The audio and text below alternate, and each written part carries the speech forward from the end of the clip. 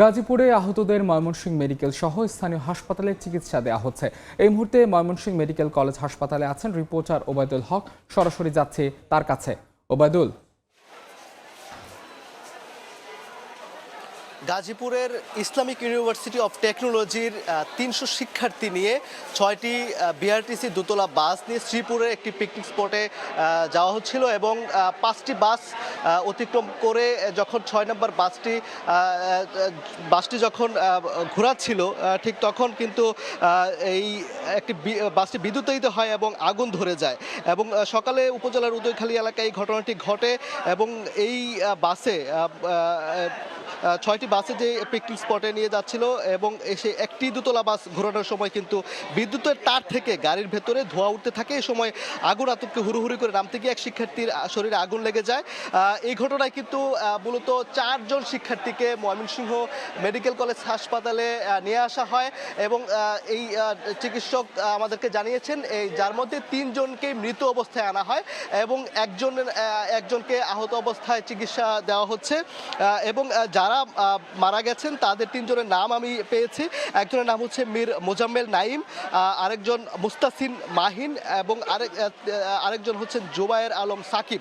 এই ৩ জনকে চিকিৎসক এখানে মৃত ঘোষণা করেছেন এবং হাসপাতালের যে ঊর্ধ্বতন কর্মকর্তা এবং পরিচালক সহ সবাই এই ঘটনা জানার সাথে সাথে এবং এখানে নিয়ে আসার সাথে সাথে এখানে তারা ছুটে আসেন এবং তাদের যে একজনের আহত অবস্থায় পাওয়া গেছে তাকে চিকিৎসার জন্য ওয়ার্ডে পাঠানো হয়েছে এবং ৩ জনকে মৃত ঘোষণা করা হয়েছে বলে আমাদেরকে জানিয়েছেন হাসপাতালের পরিচালক।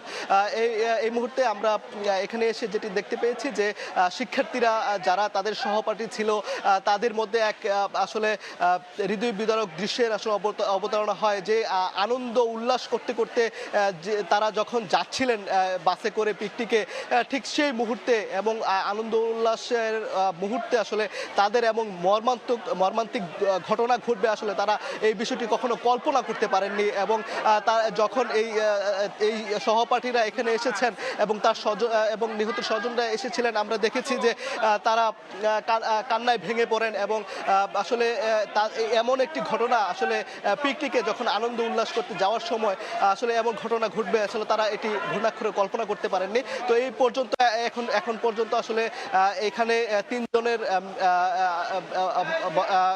জনকে মৃত ঘোষণা করা হয়েছে এবং একজনকে আহত অবস্থায় ওয়ার্ডে ভর্তি করা হয়েছিল। তো ময়মনসিংহ মেডিকেল কলেজ হাসপাতাল থেকে এই ছিল আমার কাছে সবশেষ তথ্য।